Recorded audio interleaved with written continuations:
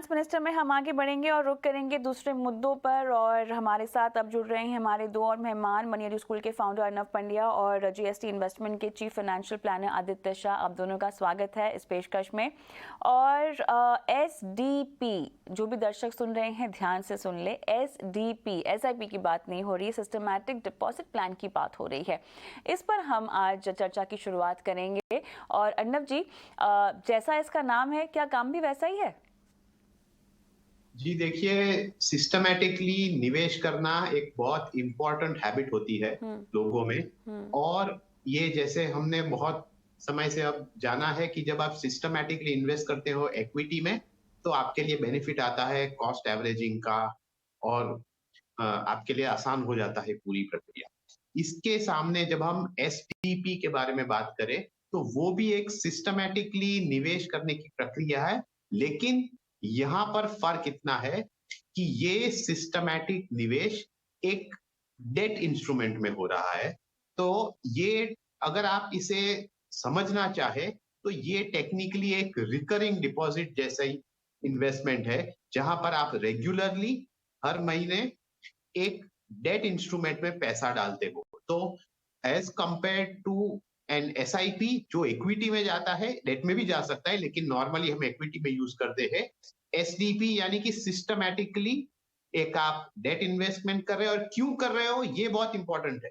ये आपकी आसानी के लिए है, क्योंकि नॉर्मली क्या होता है कि हर एक व्यक्ति के पास एक लमसम नहीं होता।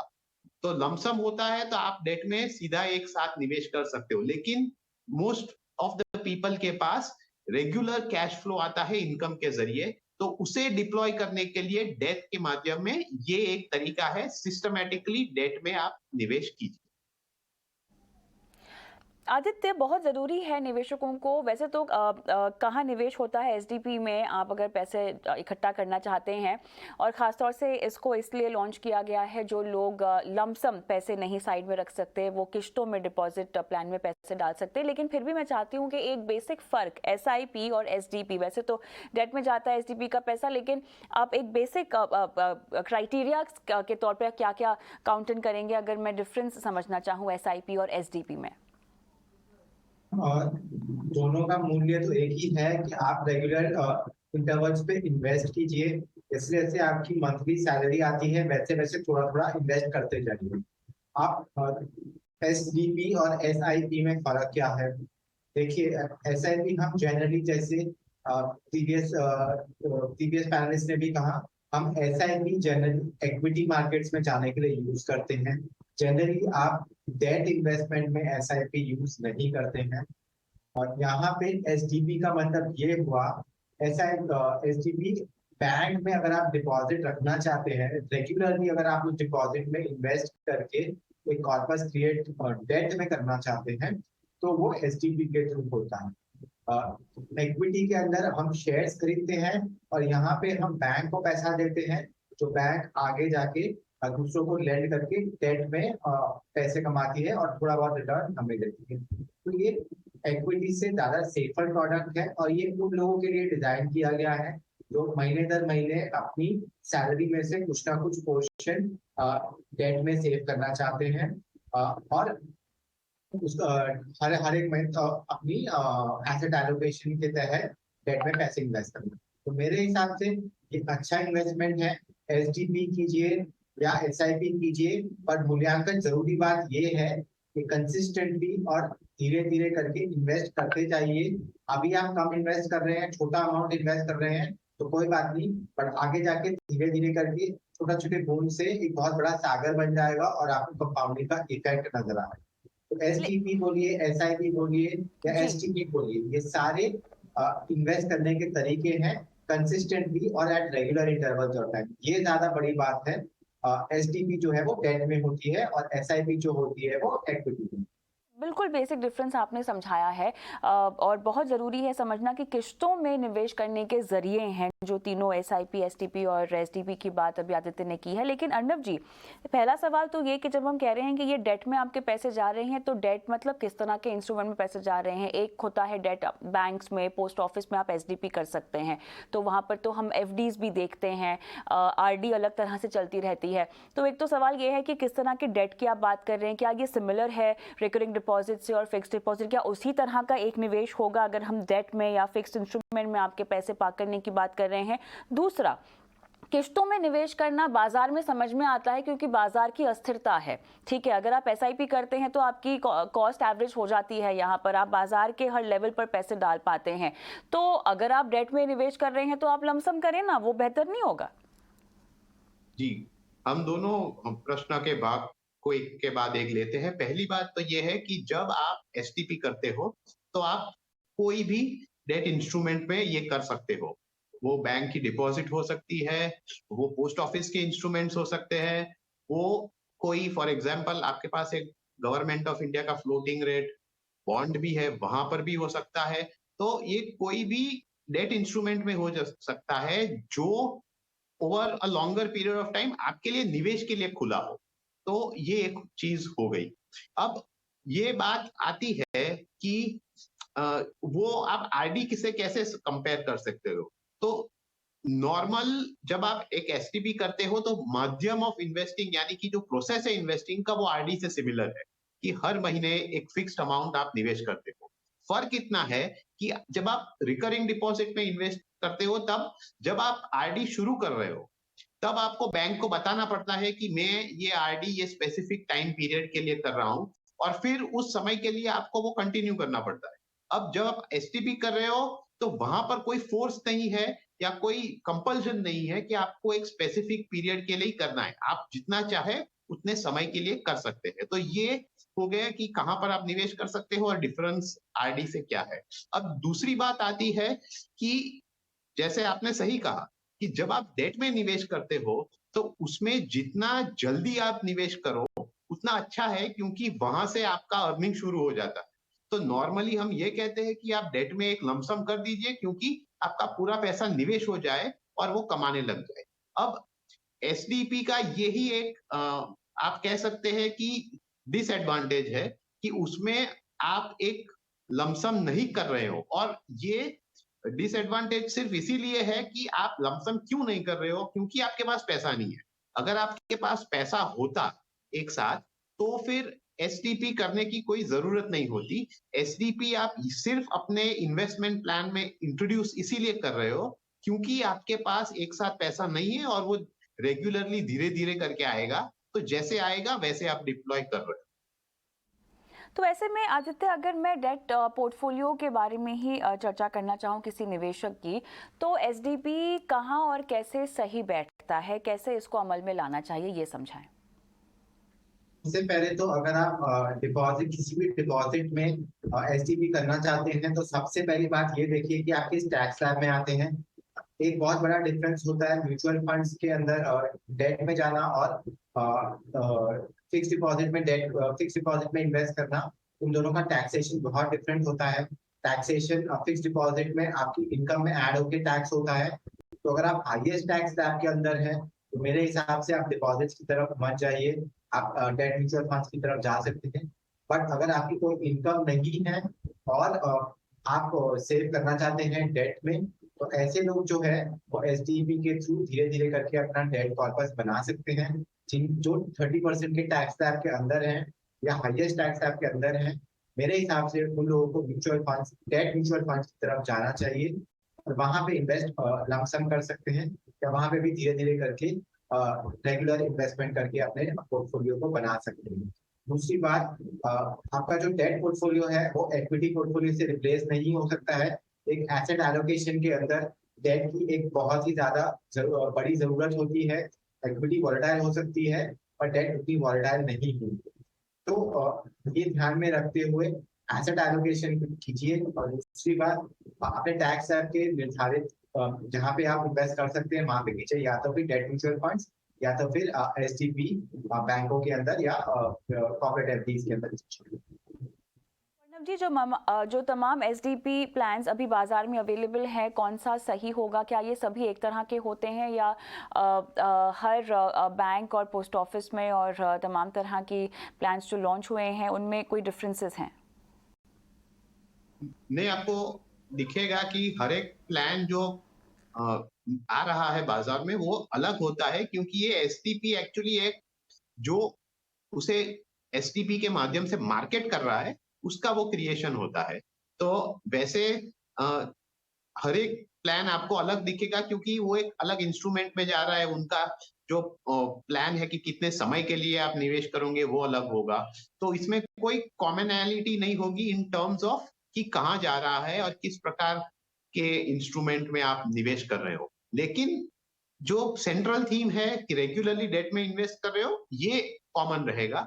तो ये आपको ध्यान में रखना है और फिर ये देखना है कि जो इंस्ट्रूमेंट है, जो टाइम पीरियड है, जो रिटर्न्स आपको दिखाई दे रहे कि आएंगे, वो क्या मेरे रिक्वायरमेंट और नीड से तालमेल रखते हैं। और अगर ये होता है तो फिर आप इस प्रकार का निवेश को देख सकते हैं। चलिए, तो यहाँ पे सिस्टमैटिक डिपॉजिट प्लान क्या है हमने आपको समझाया है, लेकिन अब आगे बढ़ते हैं और अगला जो मुद्दा है निवेश का जिस पर हम बात करने वाले हैं वो है बाजार के 60,000 के पार जाने का। तो आदित्य, बहुत जब से यहाँ पर हमने देखा है कि 60,000 का लेवल टच हुआ है, बहुत सारी रिपोर्ट्स आ रही हैं, बहुत सारे एक्सपर्ट्स के अलग अलग व्यू हैं। कोई बोल रहा है यहाँ पे बुल रन की शुरुआत हो गई है, कोई बोल रहा है नहीं, एक तरह से शुरुआत है ये बेयर रन की। तो आज हम चाहते हैं कि थोड़ा सा इसमें डीप डाइव करें, आप हमको बताएं, क्योंकि देखिए एफआईआईस का फ्लो बढ़ रहा है, कच्चे तेल की कीमतों में नरमी है, महंगाई नरम हो रही है। तो और भारत में अगर हम देखें तो त्योहारी सीजन की भी शुरुआत है, तो ऑप्टिमिज्म सेंटिमेंट काफ़ी अच्छा है। लेकिन 60,000 के कितने ऊपर और अगर नीचे तो कितना नीचे, क्या लगता है? मैम, एक बहुत ही फेमस डायलॉग है, मार्केट का क्या लगता है। तो मैं इन्वेस्टर्स को यही कहता हूँ कि भूल जाओ कि शॉर्ट टर्म में मार्केट क्या करेगी। अपनी एसआईपी को बिल्कुल कंटिन्यू करो। Forget in the short term. Long term में जैसे राकेश झुनझुनवाला जी जो हमारे साथ नहीं रहे, वो बिल्कुल कहते थे मैं इंडिया के ऊपर ही बुलिश हूँ। यहाँ पे 60,000 की इंडेक्स हो गई है सेंसेक्स।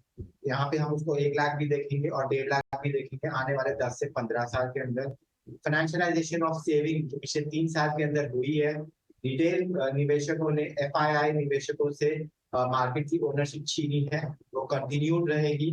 तो मेरे हिसाब से अभी ये जो बुल रन है वो जस्ट शुरू हुआ है और भारत की जो यंग जनता है वो आगे जाके 10 करोड़ डीमैट अकाउंट से 20, 30, 40 करोड़ डीमैट अकाउंट हो जाएंगे। ये सबसे पहली बात। दूसरी बात, जैसे आपने अगर मार्केट का व्यू पूछा है तो मैं क्लियरली बता देता हूँ, मार्केट इस साल वॉलेटाइल रहेगी। हम इंटरेस्ट रेट हाइक साइकिल के ऊपर जा रहे हैं। फेड ने कहा है कि इंटरेस्ट रेट हाइक वो तब तक करती रहेगी जब तक महंगाई कंट्रोल में नहीं आती है। तो ये साल वॉलेटाइल रहेगा। हमने पूरे साल में देखा है निफ्टी 18,000 से 15,700 तक गई थी और अब वापस आ गई है। वॉलेटाइल रहेगा ये साल, बट इसमें ही मौके हैं। एसआईपी करेंगे तो मार्केट अगर ऊपर होगी तो रिटर्न मिलेगा और अगर मार्केट नीचे होगी तो ज्यादा यूनिट मिलेंगे।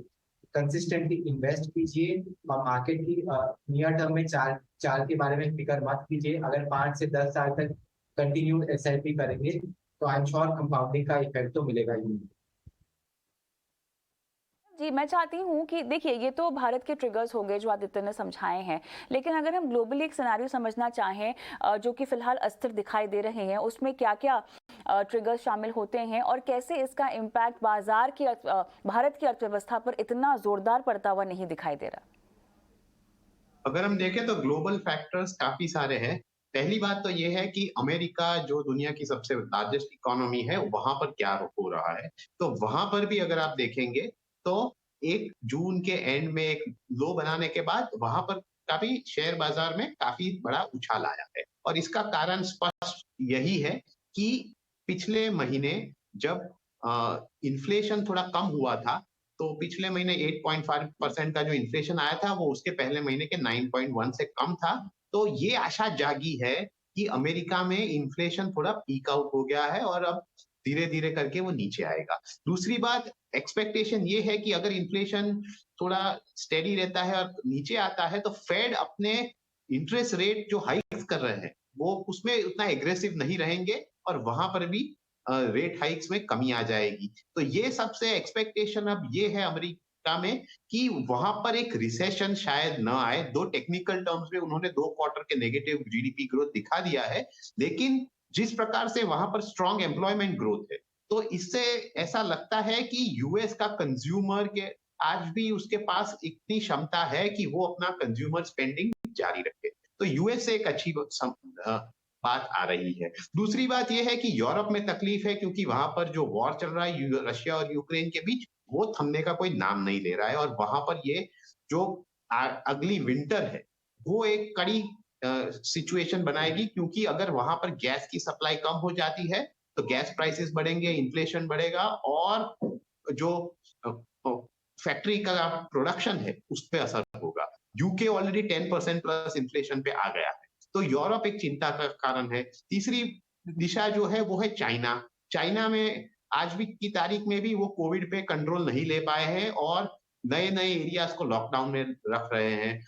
और इसके साथ उनको एक प्रॉपर्टी का भी प्रॉब्लम है, क्योंकि वहां पर जो प्रॉपर्टी डेवलपर्स है उनमें तकलीफ आ चुकी है, तो वो अपने घर कई सारे लाखों लोगों को कंप्लीट करके नहीं दे रहे हैं। तो अब ये लोग कह रहे हैं कि हम अपने ईएमआई नहीं भरेंगे, तो बैंकिंग और फाइनेंशियल सिस्टम पे तकलीफ है। और ये स्लो डाउन का जो असर है उससे ग्लोबल कमोडिटीज पे असर हो रहा है। तो ये सब के कारण ग्लोबल सेंटीमेंट अमेरिका से थोड़ा स्ट्रॉन्ग आ रहा है, लेकिन दूसरे एरिया से वीक है। लेकिन उसके सामने जब हम भारत को देखते हैं तो वहां पर कम inflation because of falling oil prices और जिस प्रकार से ग्रोथ स्टेडी है, तो वो देख के जो रिलेटिव पोजीशन है इंडिया का वो अच्छा दिखाई दे रहा है। इसीलिए आप देख रहे हैं कि इतने सारे फैक्टर्स अलग अलग तरीके से कई देशों में काम कर रहे हैं, तो इनको ट्रैक करना और किस तरह से वो आगे बढ़ते हैं उस पर ध्यान रखना बहुत जरूरी है। चलिए, तो यहाँ पर जो भी हो जाए, निवेशकों को अपने निवेश को लेकर भरोसा बरकरार रखना चाहिए भारतीय बाजार पर, और जो तो एसआईपी के जरिए निवेश कर रहे हैं उनको अपने निवेश में बने रहना चाहिए, एसआईपी बढ़ाने की कोशिश करनी चाहिए। बहरहाल वक्त हो गया छोटे से ब्रेक का, लेकिन ब्रेक के उस पार दर्शक फोन लाइन पर इंतजार कर रहे हैं अपने सवालों का, और रुकेंगे हम एक ब्रेक के लिए। जाते जाते एक नंबर छोड़ जा रही हूँ स्क्रीन पे, जो हमारा एक व्हाट्सएप नंबर है 9619873567। देखिए, खासियत इस नंबर की ये है कि इस नंबर पर आप डायरेक्टली हमारे साथ संपर्क में आ सकते हैं अपने सवाल को भेजकर। अपने सवाल को व्हाट्सएप में टाइप करके दें, या आप सवाल का वीडियो बनाएं। अगर आप लिखना नहीं चाहते, वो वीडियो इस नंबर पर अपलोड कर दीजिए। वीडियो हम टीवी पर दिखाएंगे, हमारे एक्सपर्ट आपकी फाइनेंशियल प्लानिंग करेंगे लाइव। लेकिन अभी रुकती हूँ ब्रेक के लिए, ब्रेक के बाद दर्शकों के सवालों के जवाब।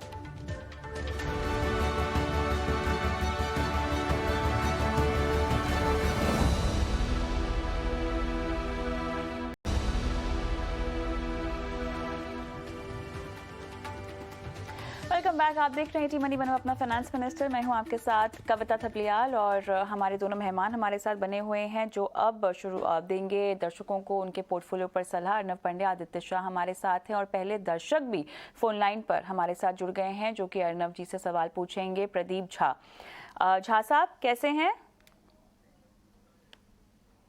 प्रदीप झा जी, आपको मेरी आवाज़ आ रही है?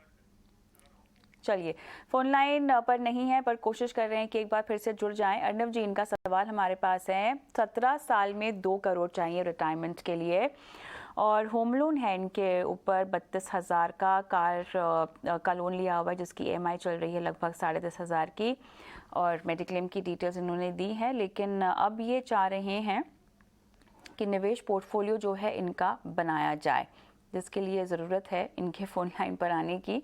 ये अभी बिल्कुल भी निवेश नहीं कर रहे हैं और निवेश की रणनीति हमसे चाहते हैं। तो जैसे ही फ़ोन लाइन पर जुड़ें वैसे ही हम इनसे और डिटेल्स लेंगे। लेकिन फ़िलहाल जो भी आपके पास जानकारी है मुझे बताएं। 2 करोड़ 17 साल में अगर किसी को चाहिए हो, मौजूदा बाज़ार के हालात में लमसम निवेश के ज़रिए एंट्री करनी चाहिए या एसआईपी के ज़रिए, या आपके पास राशि है, तो आप दोनों तरीके से बाज़ार में निवेश कर सकते हैं। जी, मेरे हिसाब से अगर किसी के पास भी इतना लंबा समय है 17 साल का, और उनको 2 करोड़ जो इनको चाहिए वो इकट्ठा करने हैं, तो इसके लिए अगर वो हर महीने 30,000 का निवेश करते हैं तो compounded at a rate of 12%, ये अपने गोल्स की तरफ गोल्स को अचीव कर सकते हैं।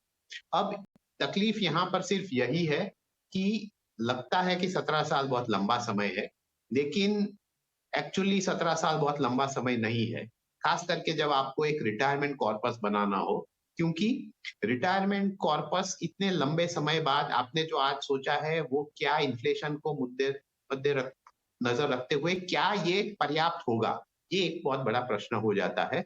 तो इस हिसाब से आप जितना जल्दी शुरू करें उतना अच्छा है, लेकिन इनके पास आज की तारीख में देखें इंश्योरेंस है, लेकिन कोई और निवेश नहीं। अब 30,000 अगर इनको निवेश करना है तो इन्होंने जो जानकारी दी है उसके मुताबिक इनकी इनकम पर मंथ अराउंड 1,10,000 है। उसमें से अगर हम ईएमआई को निकाल दें 40,000 का, क्योंकि एक हाउस का ईएमआई है, एक दूसरा एक ईएमआई है 10,000 का, तो वो निकाल दे तो बाकी की बची हुई रकम में उनको अपने खर्च निकालने हैं और फिर ये 30,000 को निवेश करना। तो पहला प्रश्न तो उनके सामने यही है कि 30,000 हर महीने कैसे निवेश करें, और इन्होंने आज की तारीख में कोई इक्विटी एक्सपोजर लिया ही नहीं है अपने पोर्टफोलियो में। तो मेरे हिसाब से इतने लंबे समय के लिए इक्विटी एक सही माध्यम है इनके गोल्स अचीव करने के लिए। और क्योंकि ये नए निवेशक है तो इक्विटी म्यूचुअल फंड्स एक आइडियल इंस्ट्रूमेंट हो जाता है इनके लिए अपने पोर्टफोलियो में जोड़ने के लिए। तो ये इनके पास अगर ये रकम है तो वो एक equity mutual fund oriented portfolio जिसमें एक लार्ज कैप फंड हो, फ्लेक्सी कैप हो, मिड कैप, स्मॉल कैप, इस तरह का एक 4-5 फंड का पोर्टफोलियो भी बना सकते हैं। चलिए, उम्मीद करते हैं कि प्रदीप जी इस सलाह को सुनें और अपना पोर्टफोलियो डिज़ाइन करें या अपना सवाल हमें वापस से भेजें। गौरव शर्मा क्या फ़ोन लाइन पर है मेरे साथ? यस मैम, हाँ जी। नमस्कार, कहाँ से बोल रहे हैं? नमस्कार मैडम, मैं हिमाचल प्रदेश से बोल रहा हूँ। अरे वाह, क्या मौसम है फिलहाल वहाँ पर? अभी तो मैम मौसम तो बढ़िया है। बढ़िया है, वहाँ पे तो हमेशा ही बढ़िया रहता होगा। हाँ जी। बताइए क्या करते हैं गौरव? मैम मैंने अपना पोर्टफोलियो शेयर किया था, मुझे ये जानना है कि अब मुझे उसमें बने रहना चाहिए अगर, क्योंकि मेरे पास 6 है इसमें इक्विटी मार्केट में 6 है ना फंड। तो इनमें से मुझे मतलब ये जानना था कि किसमें अगर किसी में एग्जिट करना है तो वो मुझे बता दीजिए। आपने अभी मार्च 2022 से शुरू किया है ना? Yes ma'am. और ये जो आपने फंड्स डाले हैं पोर्टफोलियो में, ये आपने रिसर्च की है या आपके आर्थिक सलाहकार हैं? हाँ जी मैडम, ये आपके शो में ही देखे थे इसलिए वहीं से मैंने। आप पढ़ते लिखते हैं बाजार को, समझते हैं? हाँ जी, हाँ मतलब थोड़ा बहुत समझते हैं, मतलब शो के जरिए ही हमने सीखा थोड़ा। चलिए, बहुत बढ़िया, अच्छा लगा ये सुनकर। 15 साल में 1 करोड़ चाहिए ना बच्चे की पढ़ाई के लिए? Yes ma'am. ऑलराइट, आदित्य। अगर 5600 रुपीज की एसआईपी कर रहे हैं इन्वेस्टर, अगर 15 साल तक ये एसआईपी करेंगे और मैं 12% का रिटर्न भी अज्यूम करूं तो इन्वेस्टर के पास सिर्फ 30 लाख रुपए जमा होंगे, जो कि इन्वेस्टर की एक्सपेक्टेशन से बहुत कम है।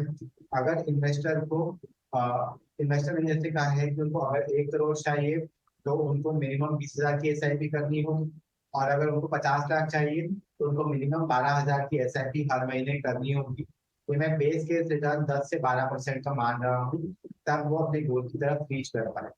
अगर ये बहुत स्टीप है तो इन्वेस्टर अपने टाइम होराइजन को बढ़ा सकते हैं या फिर एसआईपी जितना वो इंक्रीमेंट कर सकते हैं वो करें। मिनिमम 10% से तो इंक्रीमेंट करना ही। अब अगर मैं म्यूचुअल फंड के पोर्टफोलियो पे आऊं तो इन्वेस्टर के पास बड़े सारे फंड्स हैं, इतने सारे फंड्स की बिल्कुल भी जरूरत नहीं है। तो मैंने 3 फंड्स शॉर्टलिस्ट किए हैं, फराग फारिग flexi cap fund, UTI Nifty next 50 fund और डीएसपी स्मॉल कैप फंड। इन 3 फंड्स में एसआईपी को बराबर से स्प्लिट कीजिए और कंसिस्टेंटली मिनिमम 15 साल तक इन्वेस्टमेंट कीजिए और निवेश को जितना हो सके उतना बढ़ाएंगे, क्योंकि अभी आप अपने गोल्स को रीच नहीं कर पाए। गौरव, कोई सवाल और पूछना है आदित्य को? No ma'am, thank you. All the best. चलिए आगे बढ़ते हैं और अगले दर्शक सिद्धार्थ शर्मा हमारे साथ फोन लाइन पर हैं। Siddharth, good evening.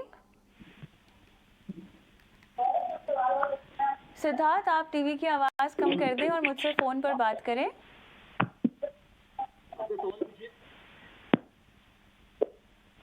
सिद्धार्थ? हाँ नमस्कार। नमस्कार, मैं सिद्धार्थ शर्मा बोल रहा हूँ। जी जी जी। जी हाँ, एक्चुअली मेरा जो सवाल है, मैं ऑलरेडी मेरा जो म्यूचुअल फंड पोर्टफोलियो है, हम्म म्यूचुअल फंड पोर्टफोलियो एक बार शेयर किया है। हम्म और मेरा अभी जो फंड चल रहा है, मैं एक बार बता देता हूँ। हाँ, फंड्स के नाम है उसमें मेरे पास और सभी एसबीआई के फंड्स हैं। ऐसा क्यों सिद्धार्थ? SBI एक्चुअली ऐसा तो बात नहीं है। मतलब SBI में मेरा जो सेविंग्स अकाउंट है उसमें ही, मतलब इसीलिए सब मैं SBI में ही कर दिया। टोटल मंथली में 17,000 रुपीज जैसा इन्वेस्ट कर रहा हूँ। और एडिशनल में एक्चुअली 3,000 रुपीज में स्मॉल कैप में इन्वेस्ट करना चाहता हूँ। तो कहाँ इन्वेस्ट करने से अच्छा है, थोड़ा मार्गदर्शन कीजिए। ऑलराइट अर्नव जी, एसबीआई की तमाम स्कीम्स जो इन्होंने शामिल की हैं, देखिए वो तो अच्छी हैं, लेकिन प्रॉब्लम ये है कि एक ही फंड हाउस की हैं। तो अगर सारी स्कीम्स अच्छी हैं तो एक ही फंड हाउस की नहीं चलेंगी क्या? नहीं, देखिए, स्कीम्स अच्छी है, कंसिस्टेंटली परफॉर्म करती है, दुनिया देश के सबसे बड़े फंड हाउस की है, ये सब ठीक है। लेकिन आपका जो पूरा पोर्टफोलियो है उसमें डाइवर्सिफिकेशन अनेक प्रकार के होते हैं। उसमें अक्रॉस एसेट क्लास होता है, उसमें अक्रॉस फंड मैनेजमेंट स्टाइल भी होना चाहिए, अक्रॉस मार्केट कैप्स होना चाहिए। तो ये जो एक ही फंड हाउस के जब आप सभी फंड्स शामिल कर देते हैं तो चांसेस ये है कि एक प्रकार की स्टाइल से ही ये मैनेज किए जाते हैं ऑफन। तो उसमें जब अच्छा समय आता है तब आपको सब अच्छा दिखता है, लेकिन जब कई सारे कॉल्स होते हैं या जो होल्डिंग्स होते हैं वो काम नहीं करते तो शायद पोर्टफोलियो पे एक ज्यादा असर गिरता है। तो मेरे हिसाब से इनके चार फंड जो एसबीआई के हैं उसमें से ये 2 या 3 को निकाल सकते हैं या चेंज कर सकते हैं इनटू अदर फंड्स। तो एसबीआई फोकस्ड फंड एक बहुत अच्छा फंड है, वो उनको रखना चाहिए। बाकी के फंड्स के लिए वो रिप्लेसमेंट कर सकते हैं, यानी कि जो फ्लेक्सी कैप फंड है उसको रिप्लेसमेंट के लिए पारंपरिक का फ्लेक्सी कैप कर सकते हैं। एक मिड कैप फंड में कोटक का इमर्जिंग इक्विटीज ऐड कर सकते हैं। तो ये चेंज से जो एसबीआई के प्रति जो रिस्क है वो कम हो जाएगा। अब इन्होंने एक और चीज बताई है कि उनको एक स्मॉल कैप फंड में भी इंटरेस्ट है, तो मेरे हिसाब से वहां पर भी एक अच्छा फंड ऐड कर सकते हैं जिसमें निप्पॉन का स्मॉल कैप एक कंसिस्टेंट परफॉर्मर है over a longer period of time. तो उसमें भी थोड़ा जो उनको 3,000 रुपया निवेश करने हैं वो वहां कर सकते हैं। तो ये इससे क्या होता है कि उनके पोर्टफोलियो बैलेंस्ड हो जाएगा और अक्रॉस फंड हाउस डाइवर्सिफिकेशन भी हो जाएगा। ऑलराइट सिद्धार्थ, उम्मीद करते हैं कि आपको सलाह समझ में आ गई हो, लेकिन शो पर समय खत्म हो रहा है। सीधा रुख करते हैं निवेश के गुरु मंत्र की ओर।